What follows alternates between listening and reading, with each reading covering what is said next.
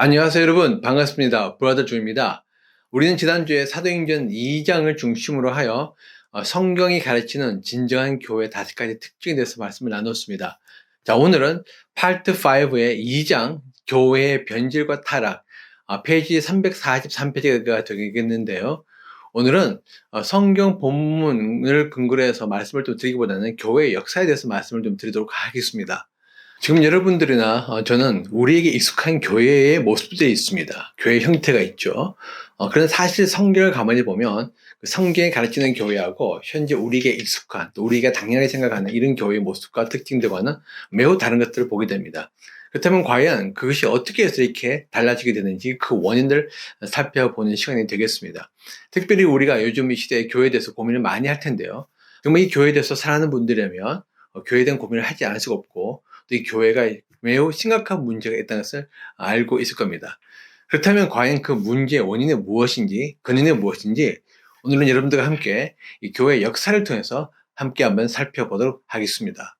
먼저 우리가 살펴볼 거는요, 콘스탄티누스 황제입니다.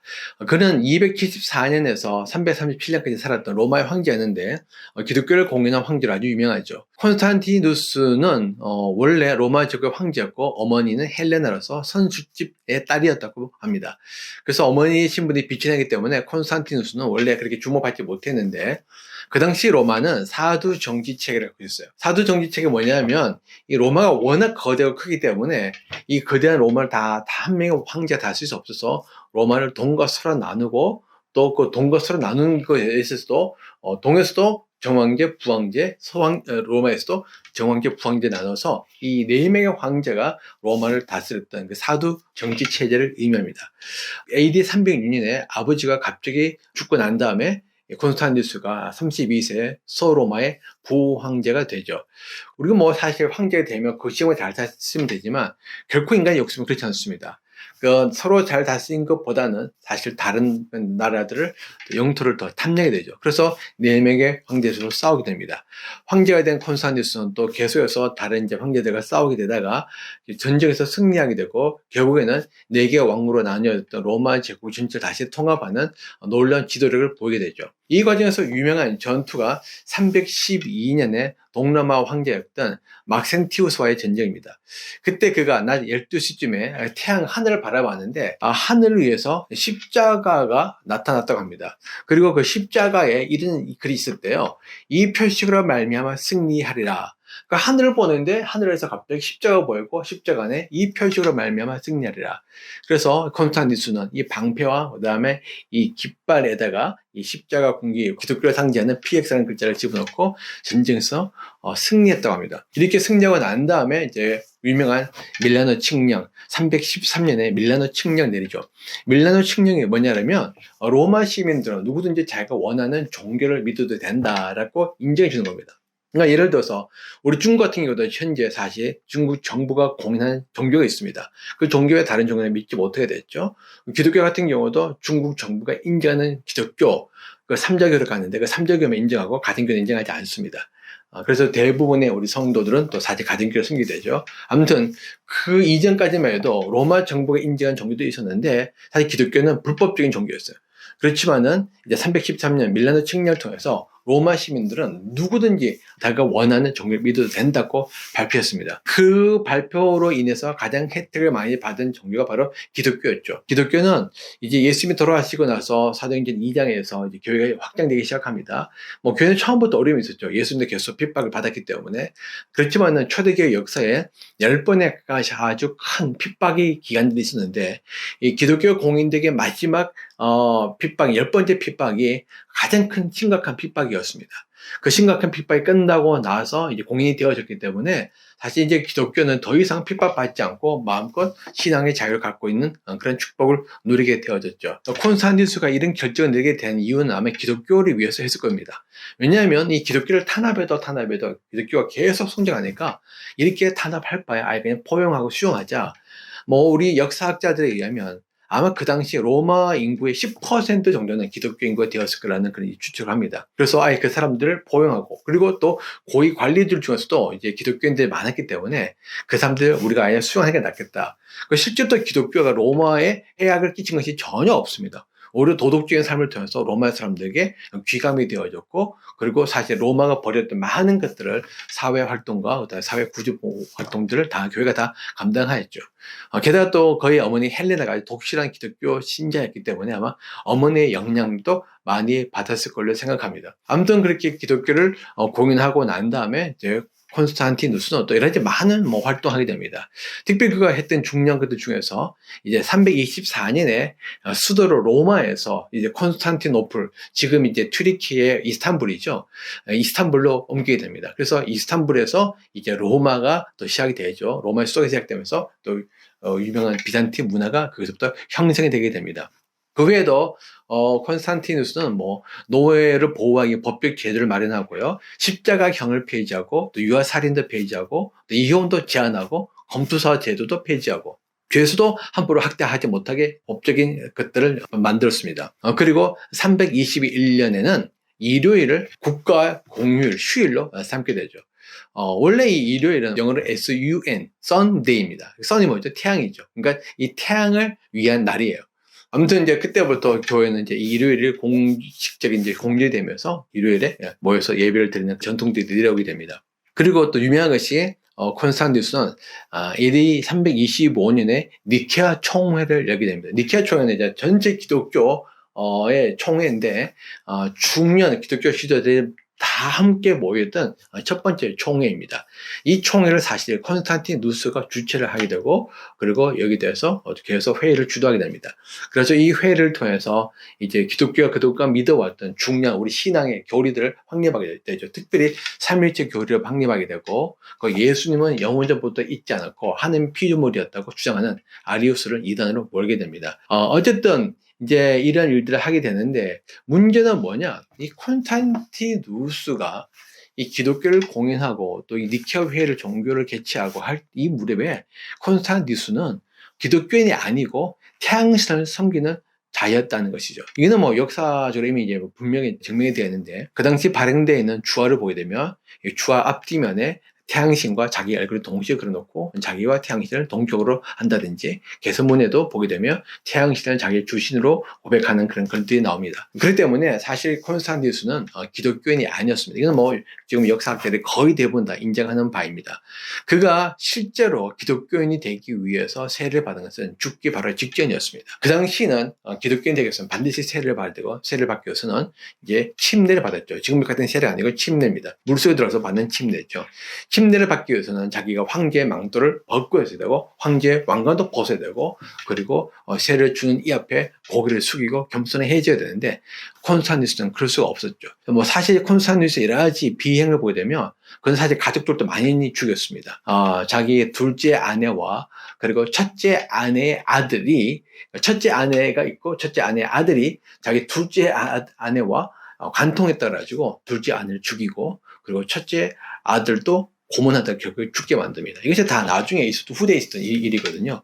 그러니까 사실 기독교인으로서는 도저히 설사 그런 일이 일어났다 하더라도 그렇게 죽이는 건 기독교인으로서 도저히 우리가 받아들일 수 없는 모습들이죠. 그래서 그런 모습들을 보게 되면 콘스탄티누스는 기독교인이 아니었던 것이 분명합니다. 그런데 기독교인이 아니었던 그가 니케아 회의를 주재하고 그다음에 그걸 계속 했다는 거죠. 니케아 회의를 사실 주재하게 될 때 사실 고대 자료에 의하면 교회 지도자들은 콘스탄티누스가 그런 종교 회의를 주최한 것에 대해서 반감이 있었다고 합니다. 반대가 있었다는 것이죠. 왜 황제, 특별히 하늘을 믿지 않는, 예수를 믿지 않는 그런 황제가 우리 기독교 총회를 주최하고 또 그걸 주도하느냐? 그런데 문제는 이제 이 콘스탄티누스로 인해서 기독교가 핍박이 사라지게 되고 자유를 얻게 됩니다. 게다가 콘스탄티누스가 기독교의 교회, 우리 주교들이라고 부르죠. 교회 지도자를 불러서 모임을 하는데 아주 극진하게 엄청나게 화려한 접대와 대접을 했다고 하는 거예요.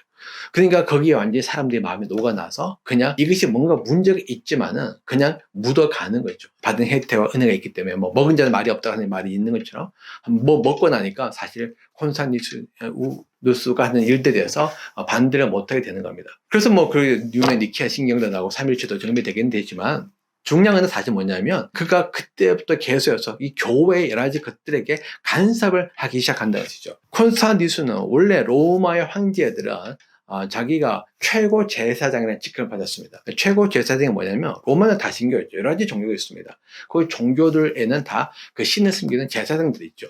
근데 그 신을 섬기는 제사장 중에서 최고의 제사장이 누구냐? 바로 로마의 황제라고 합니다. 그러니까 로마의 황제는 여러 종교의 여러 제사장들이 있겠지만 그 제사장 중에서도 가장 높은 최고의 제사장으로서 모든 종교를 다 통할한 자다. 그러니까 사실 콘스탄티누스는 자기가 최고의 제사장이기 때문에 기독교도 내가 얼마든지 관여할 수 있고 개입할 수 있고 내가 원한대로 바꿀 수 있다. 그런 믿음을 가졌던 것 같아요. 그러자 그가 계속해서 이렇게 간섭하기 시작하는데 우리가 보기에는 좋을 수 있겠지만 실제로 우리가 가만히 생각해보면 좋고 좋지 않은 일들이 발생되게 됩니다. 무엇보다 그는 먼저 뭘 했냐면 건물로서 교회를 처음으로 세우게 됩니다. 라테나노 성전을 불리기도 하는데 그 성전을 지어서 교회에 봉헌하게 되죠. 사실 그 당시 이방인들은 다 그렇게 성전을 지어서 봉헌하게 됩니다. 그러면 신들의 축복을 받는 생각하죠. 황제가 거대한 건물로서 성전을 지었고 그 성전을 지어서 교회에 봉헌하고 교회에서 거기서 사람들 불러서 예배를 드리게 만듭니다. 그리고 자기도 스스로 기독교인을 이야기하고 예배를 드리는 거죠. 근데 사실 그 당시까지 그러니까 그 313년 기독교가 공인되기 이전까지 교회는 어떻게 예배를 드렸냐? 사실 교회는 100%다 건물 중심의 예배가 아니고 가정교회로 예배를 드렸습니다. 어떤 사람들은 뭐 건물을 세웠다 하지만 사실은 건물이 아니고 가정에서 예배를 드리기 위해서 집을 좀 확장해 놓은 그런 집들은 있었지만 다 가정교회에서 예배를 드렸죠. 특별히 핍박을 받았기 때문에 건물을 짓고 예배를 드릴 수는 없었습니다. 다 가정교회에서 예배를 드렸는데 이 콘스탄티누스는 이 가정교회에서 예배를 드리는 것을 자기가 싫어했을 거라고 저는 추측해봐요. 그거 왜 가정교회에서 예배를 드리지 않고 그렇게 건물 중심에 예배를 드렸을까? 그것이 사실 이교도식의 방식이거든요. 제가 지난번에 계속해서 말씀을 드렸지만 이 교회의 가장 중요한 정체성은 바로 하느님의 가족이라는 그런 정체성입니다. 그리고 하나님의 가족됨을 누리는 것이 가장 중요하고요. 그리고 그 예배의 가장 핵심적인 건 바로 교제와 사귐입니다. 이것이 바로 가장 중요하죠. 하나님과 교제, 성도 간의 교제, 그리고 하나님의 가족됨을 누리는 것. 초대교회가 가정에서 예배를 드린 것은 이것을 지키기 위해서였습니다. 그런데 사실 콘스탄티누스는 기독교인이 아니기 때문에 사실 그런 가정교회 예배를 참여해 본 적도 없고, 물론 어머니가 참여한 것을 옆에서 보기는 봤겠지만 본인이 참여한 건 아니죠. 게다가 그는 믿음을 갖지 않았습니다. 그리고 또 교회 가게 되면 어떻게 되죠? 교회는 모두가 다 계급장 떼고 들어가거든요. 교회는 황제 같은 것이 소용되지 않습니다. 귀족이든 노예든 다 한 형제 자매입니다. 이방인이든 유대인이든 다 한 형제 자매입니다. 교회는 그냥 하나님의 가족이고 하나님의 자녀일 뿐이지 세상적인 직분, 세상적인 기준으로 인해서 교회에서 사람을 나눌 수는 없습니다. 그런데 이 교회에 가게 되면 조그만 가정집에 들어가야 될 뿐 아니라 거기서는 노예도 자기를 보고 형제로 불러도 자기도 노예를 형제로 부르면서 사랑의 사귐과 교제를 나눠야 되는데 그 콘스탄티누스가 그런 걸 받아들일 수가 없는 거죠. 내가 황제인데 어떻게 감히 그들과 그렇게 예배를 드릴 수 있어? 그래서 그는 이제 기독교식 예배를 드리고 싶어서 한 것이 뭐냐면 자기가 지금까지 들어봤던 태양신에게 숨기던 방식, 그 태양신에 숨기는 방식이 뭐죠? 이교도들이 다 똑같죠. 거대한 멋있는 성전을 세워놓고 그리고 그 제사장을 세웁니다. 그 제사장이 모든 제사를 집도하고 인도하게 되죠. 그러면 사람들 거기에 참여하게 되는 겁니다. 그런 방식으로 지우는 거죠. 그래서 거대한 성전을 지어서 교회에다 봉헌하게 되고 그리고 그 교회에서 예배를 인도할 수 있도록 성직자, 전임 사역자를 세웁니다. 전임 사역자 세우고 난 다음에 그 전임 사역자에게 월급을 줍니다. 월급을 주면 어떻게 되느냐? 월급 받는 사람과 월급을 주는 사람이 있죠. 그러면 고용인과 고용주의 관계가 되어집니다. 사실 그 이전까지만 해도 교회의 모든 사역자들은요, 다 성도들이 자발적으로 내는 후원금으로 살았습니다. 그것이 사실 성경에 나와 있는 사역자들의 사실 삶의 특징이었죠. 자발적인 섬김을 통해서 생활을 유유하고 또한 그런 성도들에게 매이지 않기 위해서 사랑의 섬김을 받지만은 매이는 건 아닙니다. 그런데 이제 월급을 주고 월급 받게 되면 사실은 그다음부터 고용주와 고용인의 관계가 형성되면서 이 하늘만 섬기는 것이 이 소명이 아니라 직업으로 변질되기가 너무 쉽다는 것이죠. 뭐 지금도 사실 월급 받고 있는 사역들은 그 대부분인데 정말 저는 그분들 비난하고 싶지는 않습니다. 그렇지만 사실 저도 옛날에 월급을 받으면서 사역을 했을 때가 있었는데 나도 모르게 교교의 고용인이 되어져서 고용주의 눈치를 보면서 고용주 비위를 맞추는 그리고 고용주를 이렇게 잘못 보이면 제가 혼나고 또 제가 교회에서 쫓겨날 수 있으니까 그것이 두려움이 있고 위협이 되는 거예요. 그러면서 결단해야 될 때 결단하지 못하고 해야 될 말을 하지 못하고 이런 일들이 제게 일어나서 제가 보았습니다. 아무튼 그때부터 이제 성직자를 전임 사역자를 세우게 되죠. 그러니까 한 번도 없었던 일들이 세웁니다. 그리고 또 전임 사역자 중에서 예배를 인도하게 됩니다. 근데 그 예배라는 것들이 사실 초대교회에서는 다 말씀드렸죠. 소수의 사람들이 모여서 하나님의 가족됨을 누리는데 이제 이방인식 예배를 드리게 되는 거죠. 교회 큰 예배를 이제 예배당에 지어놓고 성직자를 전임 사역자를 세워놓고 그 사람들 그러면 예배를 인도하게 만들고. 근데 예배를 인도하려니 이제 초대교회 예배와는 다른 방식으로 예배를 드릴 수밖에 없는 거예요. 그렇게 큰 건물을 지어놓고 10몇 명이 모여서 그렇게 삥돌려 앉아서 교제 나누는 예배를 드릴 수는 없잖아요. 그래서 따온 것이 뭐냐면 유대인의 회당식 예배입니다. 지금 우리가 드리고 있는 예배 방식 순서는요, 사실 다 유대인의 회당식. 지금도 유대인의 회당식 가면 똑같이 처음에 뭐 성경 읽고 찬송 부르고 대표기도 하고 나중에 말씀 설교하고 또 축도하고. 사실 지금 유대인의 회당식 예배를 본따 와서 사실 거기서 예배를 드리게 된 것이죠. 그리고 난 다음에 콘스탄티누스가 기독교인들, 특별히 성직자를 많이 우대하게 됩니다. 성직자에게 면서해주고 군대도 가지 않게 해주고 또 기독교인들을 중용, 이제 아주 고위 관리를 중용하게 되죠. 그러니까 황제가 그렇게 교회 그리스도인으로서 예배를 드리게 되니까 이제 어떻게 되는 거죠? 이제 밑에 있던 부하 직원들도 막 기독교인이 되는 겁니다. 왜? 기독교인이 되면 여러 가지 혜택도 줄 뿐 아니라 특별히 이제 성직자가 많이 되는데 성직자가 되면 특별히 더 많은 혜택을 받게 되거든요.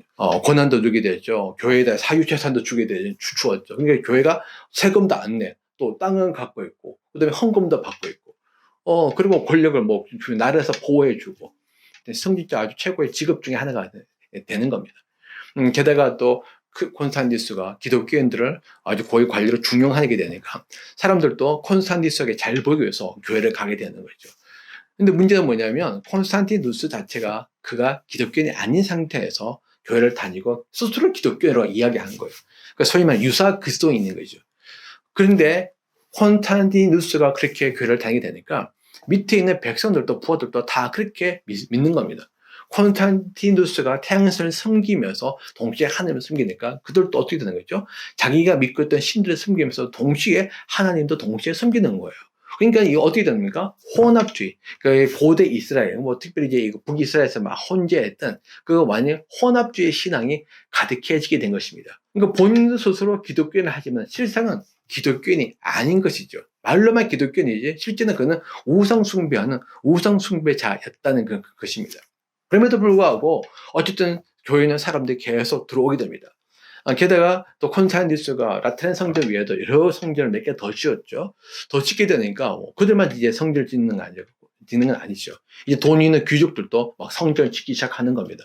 그러면서 로마 제국 전역에 성전으로서 건물로서의 성전이 막 확산되어 갔죠. 또 그런 성전을 짓기 위해서 어떻게 하느냐? 이제 교회가 또 성도들에게 헌금을 거두기 시작합니다. 교회 건축 외에 헌금을 거두기 시작하죠. 또 그 헌금을 뿐만 아니라 또 교회를 위해서 땅을 사기 시작합니다. 그러니까 사실 교회 건축을 위해서 헌금을 거두고 교회 건축을 위해서 땅을 사는 것은 초대교회에서는 있을 수가 없었던 일이에요. 한 번도 없었던 일입니다. 그런데 그때부터 이제 건물이 뭐가 되죠? 축복의 척도가 되는 거예요. 그러니까 큰 성전, 큰 예배당, 화려한 예배당을 맡아서 섬기는 사역자들은 뭔가 더 복을 받은 것 같고 하나님과 더 가까운 것 같고 하나님의 특별한 은총을 누린 것 같고 작은 성전에서 섬기는 사역자들은 뭔가 덜 떨어진 사람 같고 그러니까 어떻게 되죠? 사역자끼리도 서로 성전 중심으로서 비교하게 되고 경쟁하게 되고 시기하게 되고 질투하게 되고 그리고 뭔가 큰 건물을 가진 사역자들은 내가 뭔가 된 것처럼 우월감을 느끼게 되죠. 영적인 교만함입니다. 또 작은 건물로서 성전을 가진 사역자들은 자기를 모르게 또 열등감을 느끼게 되는 거죠. 지금 사실 우리 안에 일어나고 있는 모습과 너무 비슷하지 않습니까? 사실 그런 일들이 지금부터 1700년 이전부터 이미 시작이 되어져 왔습니다. 게다가 또 교회 건물이 있으면 또 교회 건물을 계속 유지 보수해야 하잖아요. 유지 보수해서 돈을 또 거두고 헌금을 또 모으고 그 헌금을 쓰는 겁니다. 원래 초대교회에서 헌금은요 단 두 가지를 용도로 썼습니다. 성교헌금과 구제헌금이죠. 성교헌금은 전임 사역자들, 복음을 전하고 교회를 섬기는 전임 사역자들이 있었는데 그 사역자는 그 대원도 순례 사역자들이 많았습니다. 지금쯤 단임 목회는 사실 없었습니다. 그 사역자들이 이제 계속 교회를 세우고 복음을 전파하고 제자 양육을 할 수 있도록 또 돌아다니면서 선교할 수 있도록 그 생활비 되는 성교헌금과 그다음에 구제헌금 어렵고 가난하고 힘든 지체들을 위해서 구제헌금 그걸 위해서 다 썼죠. 근데 이제부터 교회를 짓고 나니까 성경금과 구정으로 들어가야 될 헌금이 성경과 구정으로 들어가지 않고 이제 교회를 짓고 땅을 사고 교회 유지 보수하기 위한 돈으로 엄청나게 많이 들어가게 되면서 오히려 성교와 구제는 매우 금액이 줄어들게 된 것이죠. 게다가 이제 건물이 막 들어서게 되면서 그 건물에서 숨기는 성직자들은 그 건물이 자기 자랑이 되는 것입니다. 근데 그 자랑이 나중에는 힘과 권력으로 바뀌게 되죠. 교회가 클수록 더 많은 사람들이 몰려오게 되고 사람들이 칭송을 받게 되고 또 거기다 헌금도 들어오게 되죠. 돈이 들어옵니다. 권력이 생기게 되죠. 그러면서 사람들이 점점 그 건물과 자기 그 직분, 성직이라는 것에 대해서 미련과 집착을 갖게 되면서 소유욕을 느끼게 되죠. 그래서 지금처럼 또 세습도 하게 되고, 뭐, 하여튼, 교회 세습도 사실 다 이런 것들이 아닙니까? 이런 것들이 이제 일어나게 되는데, 이런 것들이 사실 심각한 문제가 되는 이유가 뭐냐면, 우리가 성경을 가만히 보면요. 구약의 특징은 뭐냐면, 구약의 신앙의 성경의 특징은 성전과 율법과 제사장과 행위 중심적인 신앙생활입니다. 그러니까 구약은 항상 성전을 향해서 가야 되고, 성전이 있는 예루살렘, 그렇죠?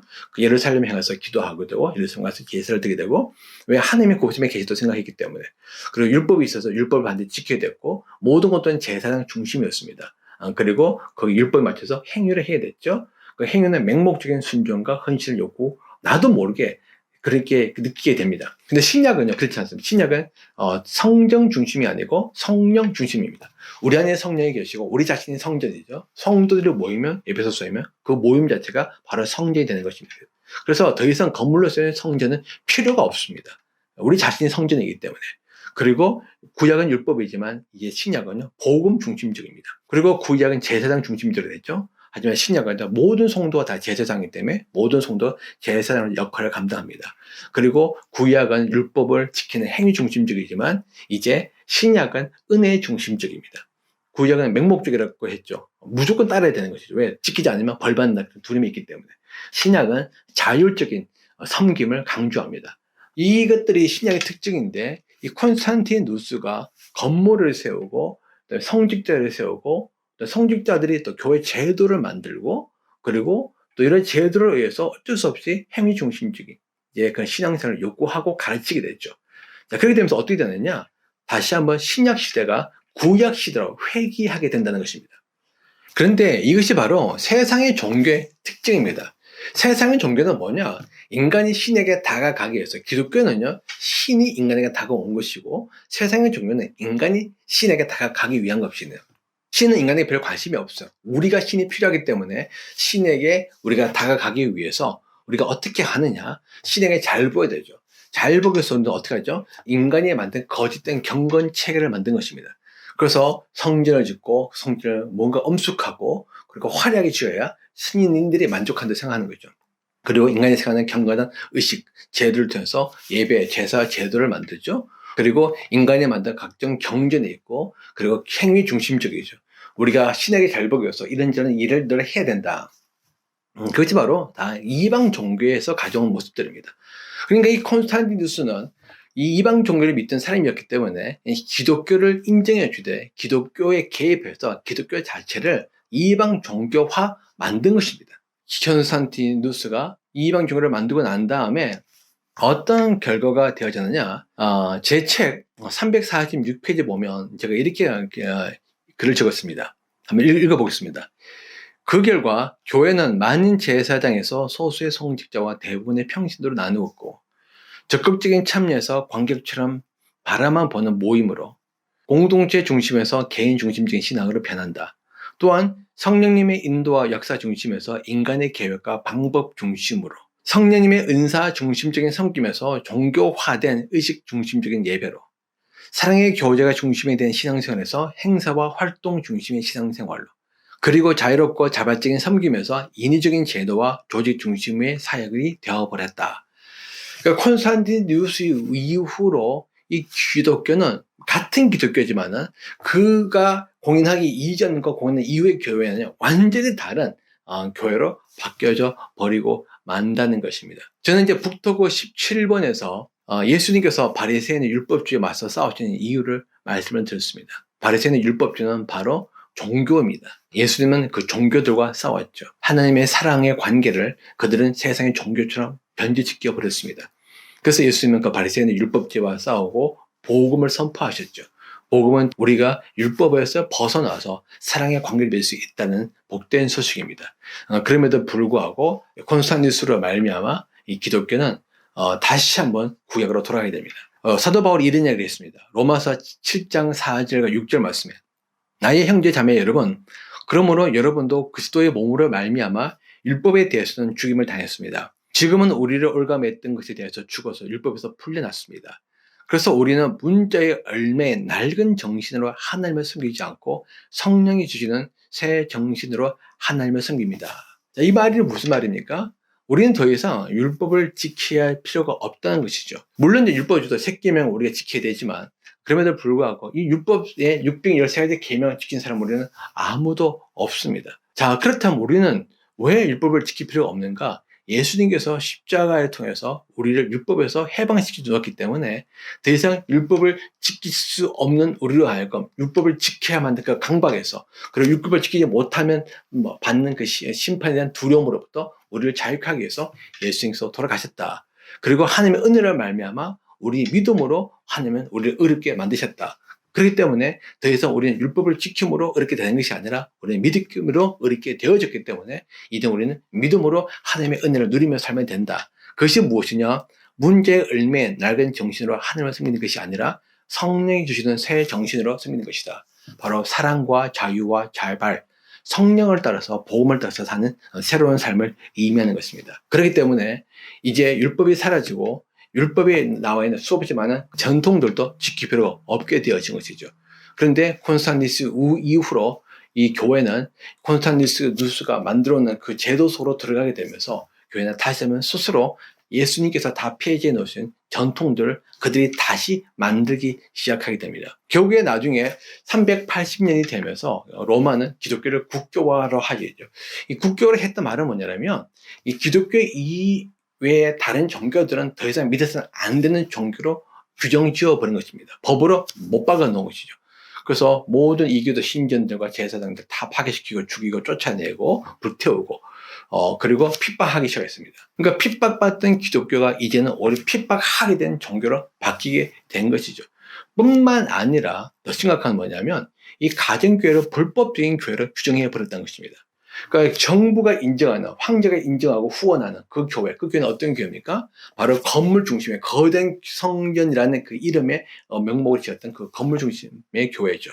성직자들이 있고 월급을 받고 성경에도 없는, 예수님도 만들지 않은 그 각종 종교 의식과 제도를 만들어서 구약처럼 돌아가게 만든 그 교회, 그 교회를 진짜 교회로 인정하고 사도들부터 시작해서 312년까지 교회가 믿어왔던, 그리고 교회가 시장생활해왔던 그 가정교회는 불법적인 교회로 규정지어 버리고 말았습니다. 그 뒤로부터 이제 이 교회는 완전히 바뀌게 되어지게 된 것이죠.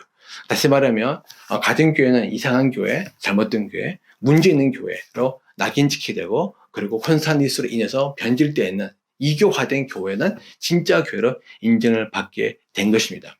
자, 그러면서 어떤 일들이 일어나게 돼야 되느냐? 알렌 크라이드라고 하는 초대교회의 아주 유명한 역사학자가 있는데, 그 역사학자가 쓴 초대교회의 길을 묻다 페이지 108페이지, 109페이지 읽으면 이런 글이 있습니다. 많은 그리스도인의 행동에 관심을 들 수밖에 없었고, 이로써 그리스도인들은 위선적인 사람이 되었습니다. 이미 AD 330년경 콘스탄틴의 자서전을 쓴 유세비우스는 교회로 스며들어온 사람들의 가정스러운 위선이 성품과 이름으로 간주되었다고 말했습니다. 히포의 어거스틴에 따르면 사람들이 그리스도에 되는 것을 거부하는 일반적인 이유는 그리스도인들의 행동이었다고 합니다.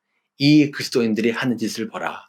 이 말이 뭐냐면 이 313년에 콘스탄틴이 기독교를 공인하고 나서 그 무렵에 사실 이제 로마에서 가장 유명한 기독교 역사학자가 있었는데 그 사람이 바로 유세비우스라는 역사학자입니다. 근데 이 유세비우스라는 역사학자가 글을 쓰기를 콘스탄틴이 기독교를 공인하고 17년 지난 330년경에 이미 교회로 스며들어온 사람들의 가정스러운 위선과 성품이 그리스도의 이름으로 간주된다. 이 말이면 뭐 예수 믿는 거 다 이런 거지 뭐. 예수 믿는 사람도 뭐 인간인데 뭐 별거 있어? 하면서 그 가증스러운 이교도들의 성품과 그들의 삶의 모습들이 교회 안에 침투 들어있는데 그것이 당연해지기 시작했다는 것이죠. 그리고 나서 히포의 어거스틴, 유명한 우리 신학자죠. 어거스틴이 이렇게 글을 썼습니다. 많은 사람들이 기독교인이 되기 싫어하는 가장 큰 이유가 무엇이냐? 기독교인이 하는 짓이 꼴보기 싫다는 것이죠. 이번 억센이 이 글을 쓰게 된 거는요, 컨스탄틴이 기독교를 공인한 지 100년도 안 돼서 이 글을 쓴 것입니다. 국교를 정해놨기 때문에 억지로 교회를 가긴 갔지만은 진짜 예수 믿기 싫어, 교회 다니기 싫어. 왜? 저 사람들 하는 짓거리 봐. 예수쟁이들이 더 심해. 믿는 것들이 더 심해. 그런 이야기가 나왔던 것이죠. 여러분, 핍박받기 이전에 312년까지 교회는요, 사람들이 그 극심한 핍박, 특별히 그 마지막 그 300년 전후로 해서 일어났던 그 핍박은 정말 극한의 핍박이었는데, 그 핍박 속에서도 계속 기독교인들이 늘었던 이유 중에 하나는 뭐냐? 바로 기독교인의 그 삶이었거든요. 정말 예수를 닮아가는 삶, 철저하는 중심적인 삶, 세속에 물들지 않고 정말 경건한 삶, 하나님의 나라를 바라보면서 이 땅과 타협하지 않는 삶, 그들의 믿음과 삶, 그것이 바로 세상 사람들에게 도전이 되고 귀감이 되고 모범이 되어져서 사실 그 로마 제국의 많은 사람들이 다 기독교인이 되어졌는데, 이제 기독교가 공인되고 100년도 되지 않아가지고 교회 안에 위선적인 삶이 가득해졌고, 그리고 예수를 안 믿고자 하는 가장 큰 이유가 무엇이냐? 바로 기독교인들의 위선 때문이었다. 기독교인이라고 부르는, 그러니까 말은 기독교인인데 실상 기독교인이 아닌 유사 그리스도인인 거죠. 그런 유사 그리스도인들이 바로 성품과 삶 때문에 믿기 싫다는 이야기가 나왔다는 것입니다. 그래서 이게 정말 심각한 문제가 발생된 것이죠.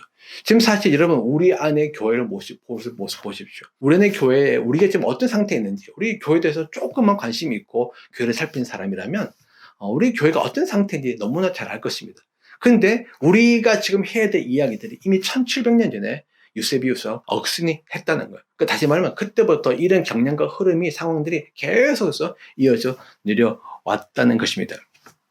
사실 콘스탄티누스가 기독교를 공인하고 난 다음부터 기독교는 타락하기 시작했습니다.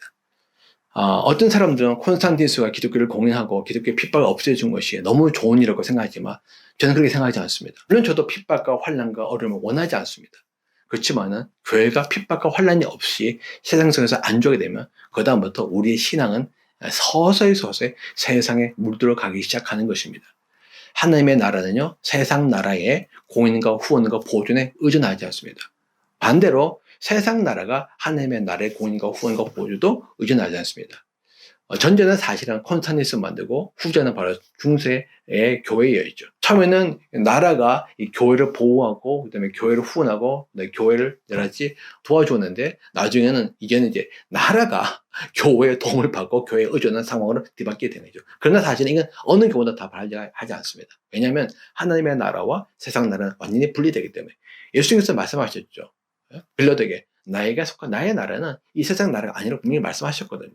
자, 그렇기 때문에 자꾸 우리는 이 세상 속에서 크리스천덤이라고 하는 그런 기독교 왕국을 세우려고 하는 거죠. 기독교 국가를 세우려고 하는 유혹을 받게 됩니다. 그 때문에 역사가 보여준 것은 기독교 국가가 되면 될수록 교회는 무력해지고 연약해지고 타락해지기 시작한다는 것입니다. 아무튼 그때로부터 교회가 계속해서 타락하기 시작해서 중세 극한의 타락의 시기에 이르게 되죠. 그리고 그 타락의 시기에 이제 마틴 루터가 종교개혁을 하게 됩니다. 마틴 루터는 이제 성서학자입니다. 그가 종교개혁을 하기 전에 사실 이제 성경을 연구하면서 도대체 이 중세 교회와 성경에 가르친 교회가 무엇이 이렇게 다른가 고민을 하면서 연구하기 시작했죠. 그러면서 그가 발견했던 건 뭐냐면, 초대 교회는 다 가정교회였고, 지금 현재 이 중세의 로마 카톨릭 교회는 심각한 문제가 있구나. 이 구조적인 문제가 있구나. 사람들은 종교개혁을 하지만, 이 종교개혁을 함에 있어서, 지금도 우리 많은 분들이 종교개혁을 외치고 있습니다. 근데 종교개혁의 핵심 중에 하나는 뭐냐면 구조개혁이에요. 여러분, 구조가 바뀌지 않으면 우리의 종교개혁의 핵심은 사실 우리 신앙의 믿음을 우리가 다시 한번 신앙의 본질을 회복해 왔지만 사실 그것은 또 완전한 건 아닙니다. 많이 부족함이 있습니다. 특별히 구조적인 문제는 전혀 손대지 못했어요. 여러분 생각해 보십시오. 아무리 좋은 최신의 소프트웨어가 있어도 컴퓨터 하드웨어 자체가 문제가 있으면 소프트웨어는 의미가 없습니다. 소프트웨어는 거기에 맞는 하드웨어를 필요하게 됩니다. 우리의 신앙이 아무리 본질을 회복하고 본질대로 신앙을 갖게 된다 하더라도 우리 신앙생활을 하는 이 교회라는 이 구조, 이 틀 자체가 정말 성경으로 바뀌지 않으면 사실 우리의 신앙의 본질을 회복하는 것은 절대적인 한계, 제약에 부딪힐 수밖에 없다는 것이죠. 그래서 사실은 마틴 루터도 이 가정교회로 회복하려고 생각을 했었습니다. 그렇지만은 그가 이미 로마 카톨릭과의 싸움에 너무나 힘들어하고 있었고 거기에 집중해야 되기 때문에 이 다른 사람들에게 이 가정교회를 설득하고 가르칠 여력이 없었던 거죠. 다른 사람들 도움을 받고 힘을 합쳐가지고 로마 카톨릭과 싸우기도 바쁜데 그 사람들에게 이제 가정교회로 돌아가야 된다고 하면 그들이 받아들이겠습니까? 그래서 사실은 마틴 루터가 가정교회로 회복하는 것을 포기하고 말았습니다. 그리고 나서 지금까지 계속 흘러오게 되죠. 그것이 바로 무려 1700년입니다. 1700년. 다시 말하면 1700년 동안 콘스탄티누스 이후로 지금까지 교회가 초대교회와 다른 그런 모습으로 변화되고 만 것입니다. 제가 예전에 처음 예수를 믿는 어느 분하고 같이 성경 말씀을 공부한 적이 있었는데 그분이 사도행전을 보면서 이렇게 말씀하셨어요. 목사님, 사도행전에 나오는 교회의 모습, 근데 왜 서신자는 교회의 모습과 지금 현재 나오는 교회의 모습은 너무나 다른데 그분이 믿은 지 정말 몇 달 되지 않은 분이셨거든요. 왜 이렇게 다른가요? 라고 물어봤을 때 제가 사실 할 말이 없었습니다. 지금 우리는 이렇게 다른 우리의 모습을 지극히 당연하고 정상적으로 생각하고 있습니다. 왜? 우리는 어릴 때부터 그렇게 자라왔기 때문에. 또 처음에는 그게 당연하고 정상적인 것으로 생각했었습니다. 그러나 교회 안에 수없이 많은 문제들을 보고 제 마음에 갈등을 겪으면서 정말 교회가 무엇인가? 성경의 교회를 무엇을 가르치는가? 성경에 말하는 교회는 무엇인가에 대해서 많은 고민과 연구와 탐구를 시작했죠. 그러면서 발견하게 된 것은 뭐냐면, 현재 우리 교회는 성경이 가르치는 교회와 너무나 멀리 떨어져 있구나. 그러니까 사람들이 교회 계획을 외치고, 교회에 종교 계획이 일어난다고 외치고 있는 것이 아니겠습니까? 그럼에도 불구하고 우리는 거기에 대해서 별로 문제의식을 갖지 못합니다. 그냥 우리에게 익숙한 이 모습대로 대부분 살아가려고 하죠. 예수님은 이렇게 말씀하셨습니다. 마태복음 23장 6절과 9절 말씀에 이사야가 너희 같은 위선자들을 두고 적절히 예언하였다. 이렇게 기록되어 있다. 이 백성은 입술로는 나를 공경해도 마음은 내게서 멀리 떠나 있다. 그들은 사람의 훈계를 교리로 가르치며 나를 헛되이 예배한다. 너희는 하나님의 계명을 버리고 사람의 전통을 지키고 있다. 또 그들에게 말씀하셨다. 너희는 너희의 전통을 지키려고 하나님의 계명을 달도 저버린다. 우리가 예수님에 대해서 말씀을 배우고 가르칠 때 빠질 수 없는 것이 바리새인들과 율법주의입니다. 아마 교회에서 우리 신앙생활 하는 분들이라면 이 바리새인들 율법주의에 대해서 설교를 들어보지 않은 사람이 없을 것이고 무엇인지 모르는 사람이 없을 것입니다. 그렇지만 문제는 무엇이냐? 그 바리새인들의 율법주의를 가르치면서 우리 안에 들어있는 수없이 많은 율법주의를 보지 못한다는 것이죠. 모세는 613가지의 계명을 주었고 장로들은 모세와 전혀 상관없이 자기들이 자의적으로 만든 수없이 많은 계명을 만들어서 시간이 흘러가면서 그 계명이 전통이 되어졌습니다. 그리고 그 전통들을 바리새인들 가르치고 지켰죠. 지금 사실 우리 교회도 보게 되면 성경에 전혀 기록되어 있지 않은, 성경이 말하지 않은, 사도들이 전혀 가르치지 않은 수없이 많은 전통들, 제도들, 의식들이 가득합니다. 그리고 우리는 그걸 지켜야 된다고 생각을 하고 있죠. 하나님께서 과연 보시고 뭐라고 말씀하시겠습니까? 그러면서 우리는 그걸 지키기 위해서 하나님의 계명을 어깁니다. 얼마 전에 제가 알고 있는 어느 분이 교회에 대해서 고민을 하면서 제가 이야기를 나눈 적이 있었습니다. 그분은 개인적으로 가정교회를 하고 싶어 한 분이었습니다. 그렇지만 그는 가정교회를 할 수 없다고 했습니다. 그분은 왜 가정교회를 할 수 없느냐? 그분이 속해 있는 교단에서는 가정에서 교회를 하는 것을 교회로 인정하지 않는다는 것이죠. 가정에서 교회를 하는 것은 그는 기도 쳐서이지 교회를 하지 않는다. 교회를 하려면 반드시 건물을 사야 된다. 라고 이야기했다는 것입니다. 그걸 제가 말했습니다. 아니, 그러면 교단 나오면 되죠. 그게 뭐가 문제입니까? 성경을 따를 것입니까? 교단을 따를 것입니까? 그렇지만 그분에게는 그것이 큰 두려움이었습니다. 그래서 결국에 못 나왔습니다. 저는 그 이야기를 들으면서 매우 안타까웠습니다. 가정에서 모이는 모임이 교회가 아니라면 여러분 초대교회 300년 교회 동안의 교회는요 다 교회가 아닙니다. 성경이 가르치고 있는 성경에 기록되어 있는 사도들과 우리 속사도 우리 초대교회 교보들이 섬겼던 교회는 다 가정교회였어요. 그럼 그 교회는 교회가 아닙니까? 가정교회가 교회가 아니라고 하는 것은 우리의 믿음의 뿌리 자체를 부정하고 거부하는 것입니다. 그리고 이런 현재 우리가 당연하게 익숙한 교회는요 오히려 콘스탄티누스에서 변질되는 교회의 모습들이에요. 그럼에도 불구하고 우리는 원래 모습으로 돌아가기를 무서워하고 두려워합니다. 부담스러워하죠. 그리고 예수님께서 가르치지 않는 것들을 지키고 있습니다. 그래서 이렇게 말씀하고 있죠. 그들은 사람의 훈계를 교리로 가르치고 나를 헛되이 예배한다. 너희는 하나님의 계명을 버리고 사람의 전통을 지키고 있다. 또 그들에게 말씀하셨다. 너희는 너희의 전통을 지키려고 하나님의 계명을 잘도 버린다. 미국의 상원의 원복이었던 리처드 헬버슨 목사님이 이런 말씀을 했습니다. 예루살렘에서 시작하는 교회는 그리스도 이동하면서 철학이 되고 로마로 옮겨가면서 제도가 되고 유럽으로 옮겨가면서 문화가 되고 미국으로 옮겨가서 기업이 되어졌다. 한국에 와서는 초대 기업이 되어졌다고 이야기하죠. 원래 하나님께서 시작한 그 기독교는 하나님과의 사랑의 관계, 그렇지만 개인적인 관계가 아니라 공동체적으로 맺는 가족 간의 관계였습니다. 그것이 그리스도를 가면서 철학이 되면서 이론이 되는 거죠. 사람들이 자꾸 이론을 만듭니다. 이론을 공부합니다. 이론을 주장합니다. 이론은 믿음이 아닙니다. 믿음하고 이론은 틀리죠. 이론은 발달될 수 있지만 전혀 그 이론과 믿음이 결합되지 못한다면 사실 그 이론은 아무런 의미가 없는 것입니다. 신학이 이렇게 발달되는데 왜 우리의 믿음은 더 약해지고 있는 것이죠? 그거는 교회가 그리스도 철학처럼 변해버렸기 때문에 그렇습니다. 그리고 교회가 제도가 되어졌죠. 제가 좀 말씀드렸지만 이 교회 안에 얼마나 많은 제도가 있는지 모릅니다. 근데 사람들은 그 제도 자체에 대해서 전혀 문제의식을 갖지 못하고 있습니다. 여러분, 어떤 분들은 제도가 뭐가 문제라고 이야기하지만 이 제도와 의식이 많아지면 많아질수록 성령의 역사는 막혀집니다. 복음의 축복을 누릴 수가 없습니다. 가령 예를 들어서 예배를 드리는데 성령께서 우리 마음에 강한 감동을 주시고 오늘은 이 기도회를 가져라. 말씀은 잘하지 말고 회개 기도를 가져라. 그런 감동을 줄 수 있지만 우리는 정해진 시간, 1시간 내에 예배를 마쳐야 되고 순서가 있기 때문에 그 성령의 음성을 들어도 우리는 그 음성을 따를 수 없습니다. 순서대로 해야 되는 거죠. 그것이 바로 의식과 제도의 무서움입니다. 한 번씩 채워지면 맹목적으로 따라가는 것이죠. 복음은 우리에게 자유를 주지만 우리는 계속해서 여러 가지 직분에 의해서 여러 가지 끝에서 우리는 사실 다 많은 끝에 묶여 있습니다. 그래서 우리는 진짜 자유를 못 누리죠. 해야만 하는, 왜? 눈치 보면서 신경 쓰여 있고 관계가 있으니까. 체면 때문에 하는 수 없지만 물론 뭐 그렇지 않은 분들도 계십니다. 그렇지만 그럼에도 우리가 지금 현재 어떤 모습인지 우리가 다 아실 거리라 생각합니다. 다시 말하면 이 제도와 의식이 발달될수록 복음과 성령의 역사는 제한될 수밖에 없다는 것이죠. 더 나아가서 유럽에 가서 문화가 되어졌습니다. 기독교는 삶이지 문화가 아니에요. 크리스마스 사실은 전혀 기독교 없던 문화였습니다. 요즘 할로윈 파티 왜 이런 거 지킵니까? 다 문화죠.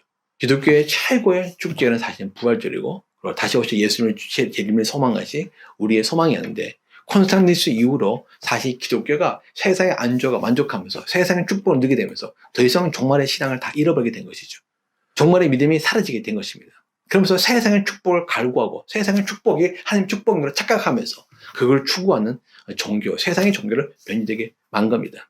그래서 문화적인 그리스도인, 예수님을 알고 있고 교회는 나오고 있고 또 기독교인처럼 생활을 할 수 있겠지만 진짜 예수 믿지 않는 사람들, 바로 문화적인 유럽의 기독교, 미국의 기독교죠. 더 나아서 기독교가 기업이 되어버린 것, 마케팅이 되어버린 것.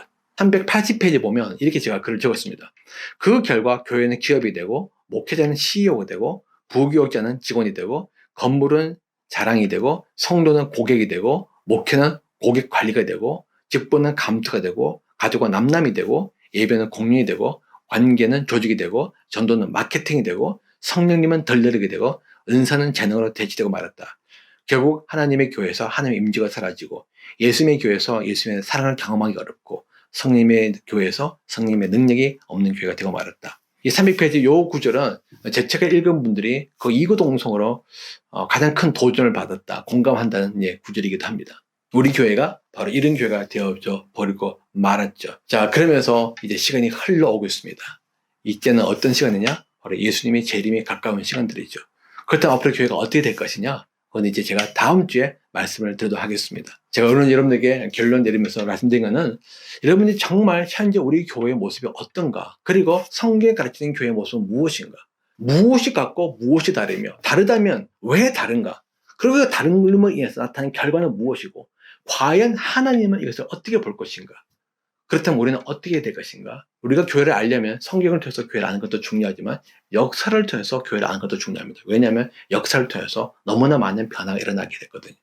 10년이면 강산이 변한다는데 초대교회 이후로 2000년 그리고 콘스탄티누스 이후로 바로 1700년이 흘렀습니다. 너무나 많은 변화가 일어났습니다. 과연 그 변화를 우리 예수님은 하나님은 어떻게 보고 어떻게 생각할 것인가? 우리가 지금 고민해야 될 질문이 아닌가 생각해 보게 됩니다. 잠시 기도하겠습니다. 하나님, 오늘 짧은 시간 내지만 이 교회 안에서 일어났던 그 변화들 우리가 나누었습니다. 콘스탄티누스 이후로 교회는 완전히 새로운 종교로 탄생되어졌습니다. 하나님, 이제 그것을 우리가 다시 한번 재해석하고 하나님의 관점으로 우리 교회를 바라보기를 원합니다. 우리 교회 안에 너무나 익숙해져 있는 우리의 모습과 우리 신앙이 있는데 하나님 그것들을 이제 하나님의 관점에서 다시 재해석하기를 원합니다. 당연한 것이 당연한 것이 아니고 익숙한 것이 익숙한 것이 아니고 좋은 것이 좋은 것이 아니라 정말 하나님께서 무엇을 생각하시며 무엇을 말씀하는지 어떻게 보고 계신지 우리가 알기를 원합니다. 그리고 하나님이 기뻐하시는 그 길을 가기를 원합니다.